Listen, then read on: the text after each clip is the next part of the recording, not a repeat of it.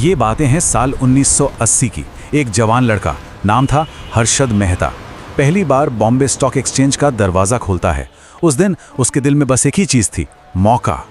शायद वो खुद नहीं जानता था कि आने वाले दशक में यही मामूली सा लड़का इंडियन स्टॉक मार्केट का बिग बुल बन जाएगा।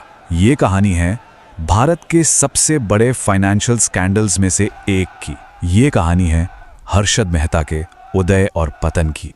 हर बड़ी कहानी की तरह इसकी शुरुआत भी एक छोटे से सपने से हुई।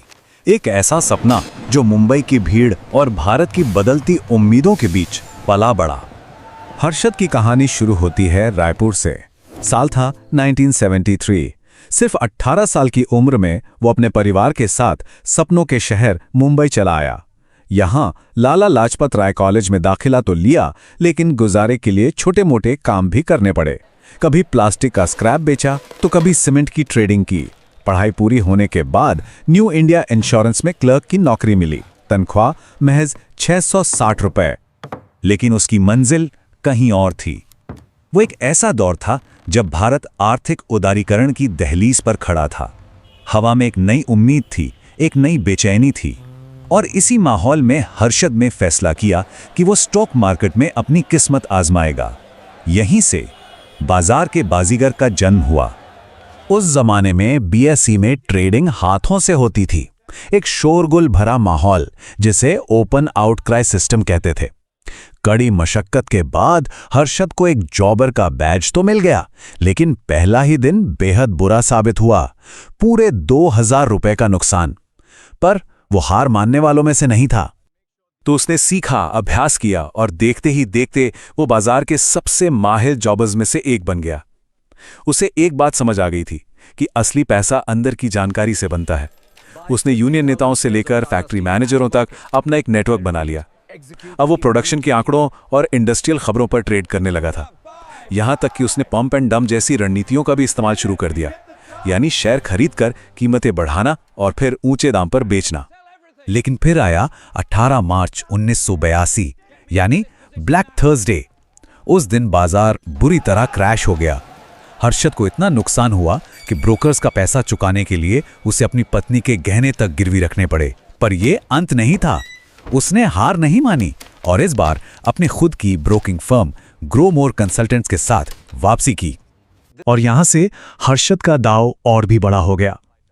उसने एक ऐसे सिस्टम में वो खामी ढूंढ निकाली जो आर्थिक उदारीकरण की तेज रफ्तार के लिए बिल्कुल तैयार नहीं था।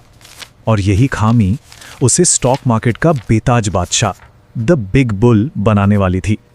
ये खामी छिपी थी बैंकिंग सिस्टम के एक पुराने इंस्ट्रूमेंट में, जिसे कहते थे बैंक रिसीट या बीआर। ये दरअसल बैंकों के बीच आपसी भरोसे पर चलने वाला एक शॉर्ट टर्म लोन का जरिया था। लेकिन इस नए तेज तर्रार बाजार में इसकी वेरिफिकेशन बहुत ही ढीली थी। हर्षद ने इसी का फायदा उठाया। वो कुछ छोटे बैंकों की मिलीभगत से नकली बीआर हासिल करता। इन बीआर से मिले करोड़ों रुपयों को वो सीधा स्टॉक मार्केट में झोंक देता, जिससे शेयरों की कीमतें आसमान छूने लगती। और जब पुराना लोन चुकाने की बारी आती तो वो दूसरे बैंकों को और नकली बीआर थमा देता। ये एक ऐसा अंतहीन चक्र था जो बाजार में जैसे पैसों का सैलाब ला रहा था।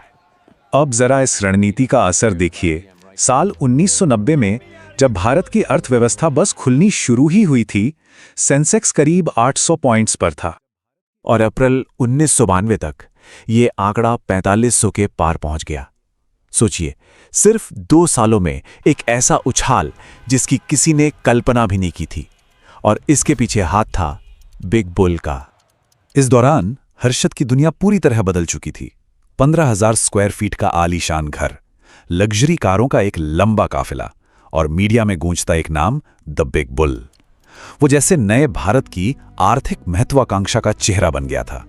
लेकिन शोहरत और दौलत की इस बुलंदी पर शायद उसे यह अंदाजा नहीं था कि जिस सिस्टम की कमजोरियों ने उसे बनाया था, वही उसे गिराने भी वाला था। और फिर वो तूफान आया जिसने न सिर्फ हर्षद के साम्राज्य को बल्कि पूरे भारतीय फाइनेंशियल सिस्टम को उसकी जड़ों से हिलाकर रख दिया।